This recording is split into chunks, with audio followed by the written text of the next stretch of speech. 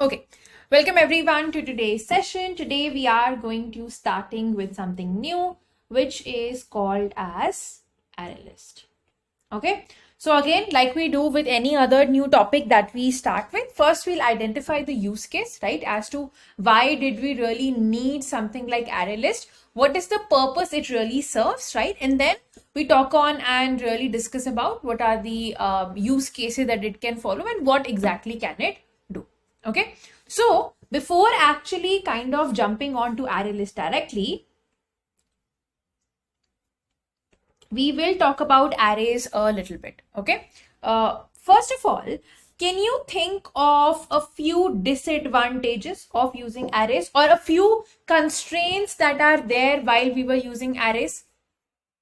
Okay, so a bunch of them would be that first of all, it's fixed size, right? For example, if you mention 50 elements, right, you can only store 50 elements.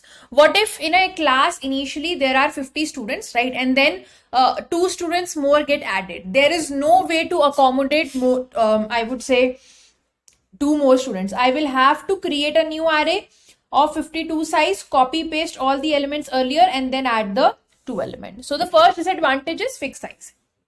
The other disadvantage is kind of along the lines of size only, that you have to mention the size in the start, right? That means there is no dynamicness that can be applicable in arrays, right? What if initially I start a university and I assume that only 100 students can be there, right? But the figure can go up and beyond and lower than that, right? I'm not really sure usually initially how much space do I really need, right? I should have the freedom of not mentioning the space in the start, right? And being freely allowed to work on this. Okay, and the third disadvantage was that this is of similar data types. Although this is one thing that is not solved in Java at all. Okay, languages like Python and I would say JavaScript allow you to store heterogeneous things. In Java, it is nowhere applicable. But yeah, this is a good point to note that elements can only be of similar data types. Okay. So these are a few points, right, considering which arrays usually are able to limit themselves. So that is why we came up with something called ArrayList. Now, ArrayList, first of all, kind of takes away or tackles the first two disadvantages which were present in arrays. Okay, so in Java, we need to declare the size of an array before we use it. And once the size of an array is declared, it's not possible to change it. Now, to handle this issue, ArrayList basically comes into picture. It allows us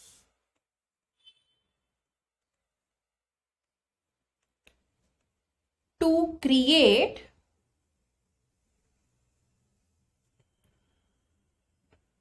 resizable arrays. Okay, unlike arrays, ArrayList can automatically adjust their capacity, right, when we add or remove elements from them, right? So if we add elements from to the ArrayList, it will automatically increase its size. If we remove elements from ArrayList, it will automatically decrease its size. Okay, that is why ArrayLists are also known as dynamic arrays.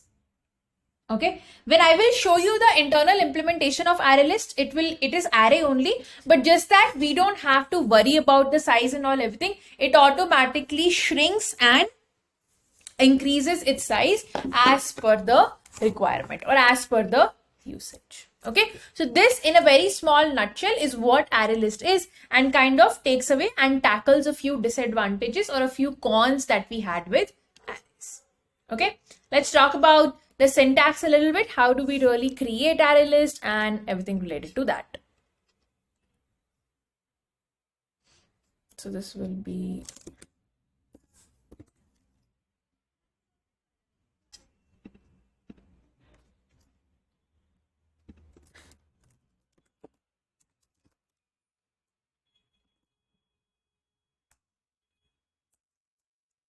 so to create before using ArrayList, remember that you need to import a library, which is basically having the entire implementation. java.util.ArrayList. Okay, and you need to import it. Okay, now you have all the functions available with JavaScript. If you go inside this implementation, you can actually see what all is happening over here as well, right? What exactly is the internal implementation, and you will see what exactly is available to you. You will see that internally is actually just like an array, kind of like a structure only, an array of object, if you really like to go and see like how internally ArrayList is really implemented. Okay. Now over here, how do we create an array list? The syntax is you write array list. You mention the type of array list. So remember, array list can also only store homogeneous values. You mention the name of the array list and then you do new array list to have its space allocated to itself.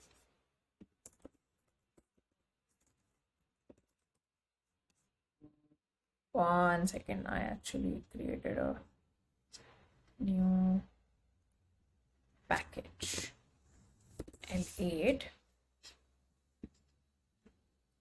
moving this inside,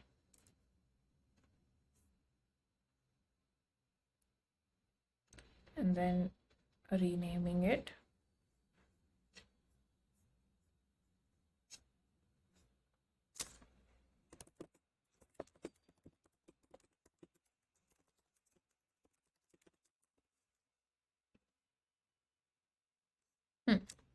Okay, so here the type indicates the type of an array list. For example, if you want to create an integer array list, you mention integer over here. Array list is equal to new array list. So this will create an array list for you. Let's say you want to create a string array list. So you just mention string array list over here. Okay, now over here we have used integer, okay, and not int. It is because we cannot use primitive data types while creating an array list. Okay, instead we have to use the corresponding wrapper class. Don't worry about what I just said over here, right? These are all kind of wrapper classes and the concept of oops over here. So integer is basically the corresponding wrapper class of int, right? So we will learn about wrapper classes in the future as well. But just for the time being, know that when you will create like this, you will have to mention integer over here like this, string over here like that, double with a capital D like that, in order to be able to actually create the array list. Okay, so this is the basic syntax. How do you create an array list? And over here, what you can do is, once you have created the array list, the next things that you usually do is, how do you add elements? Right, so when you're trying to add elements, you use the, for example, this is an array list of languages, right? So I could do languages dot add. So there is a add function which is available, and then you do this. Okay, you do languages dot add JavaScript, right? And then you could do let's say Swift. All right, now remember that we have used the add functions over here to add basically elements to the array list, and it will automatically keep appending the elements. It will add towards the end. Okay, and let's say if you have to print an array list, it's actually simple. You don't have to use any loops or anything. Just simply write the name, and it will print that list for you in a very beautiful manner, and it will show you what exactly is the output and all the elements. Okay, so remember, add function basically add towards the end, right? To add a single element to the array list, you use the add method of the array list over here. Okay, now there are I would say, after you know how to add elements, next is how do you access elements. For example, there are elements in the array list. How do you access them? Okay, so over here we also, like similar to arrays, kind of follow the concept of indexing only. So there is a get function over here which you can use. So you can do string str is equal to languages dot get 1. Okay, you can read about the get function over here as well, right? It is a get function. It takes the params as the index of the element that needs to be returned. Okay, so if you will do str, it should give you JavaScript over here in this case. Okay, so here if you have to access the elements, it works very similarly how it works in arrays. Okay, next is how do you change elements in the array list? For example, at a particular position, I have JavaScript, but let's say in my university, I'm not teaching JavaScript anymore. So how do I, let's say, replace it with C++ now? So if you have to change, you have to use the set method. So you can do languages dot set. Okay, set, first of all, it takes the parameter of the index which needs to be replaced. I need to replace JavaScript, that means index 1, with what value? C++. So I can do this. I can do this. And you can see now the updated array list has, instead of JavaScript, it actually has C++ available to us, right? You mention the index which needs to be replaced and then the value you need to replace it with. Along with that, we also have the remove function.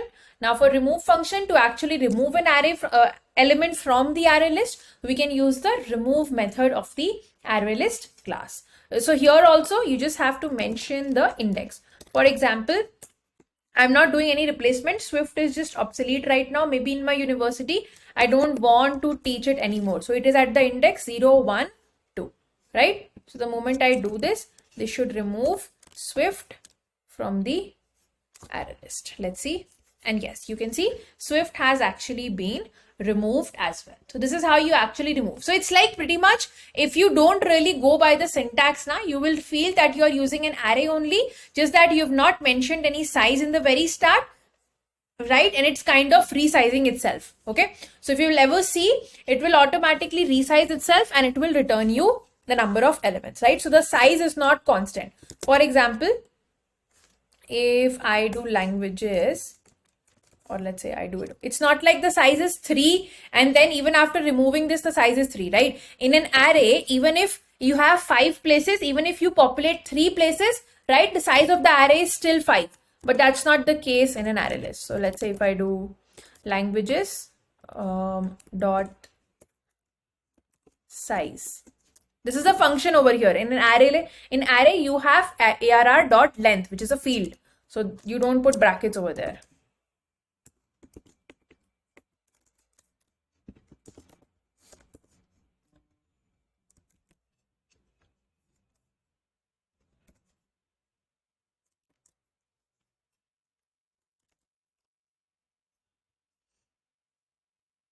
You can see the size was earlier 3 and then it got reduced. So it's automatically resizing itself based on the elements that are there.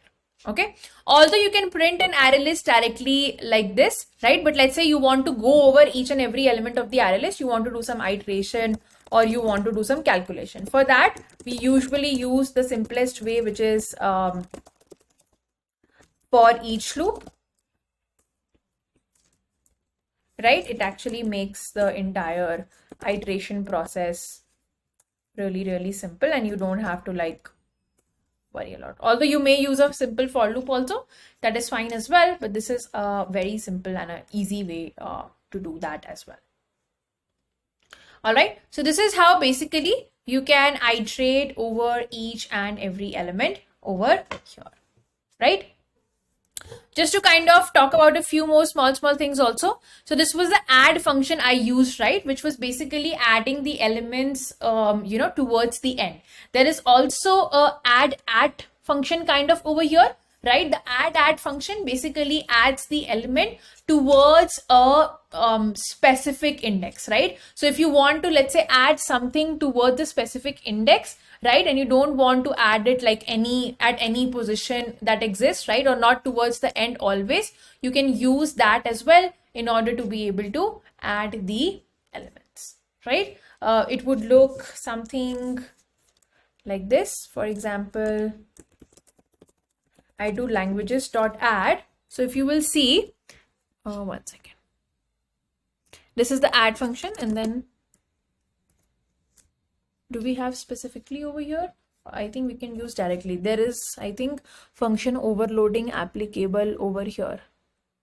Yes, see. So there is add function like this also, where you are mentioning the index and the value that you need to add. So currently the array list is Java, JavaScript and string. Let's say I want to add at the very first index, I will add C++.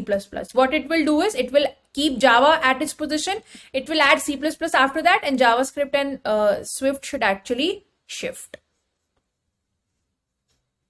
See, and that's what actually happened, right? Java was there already at the first index. C++ basically squeezed in between, and rest all the elements basically got shifted towards the next position. So this is not a very optimized operation. Internally, what happened was each and every element had to be shifted by one step.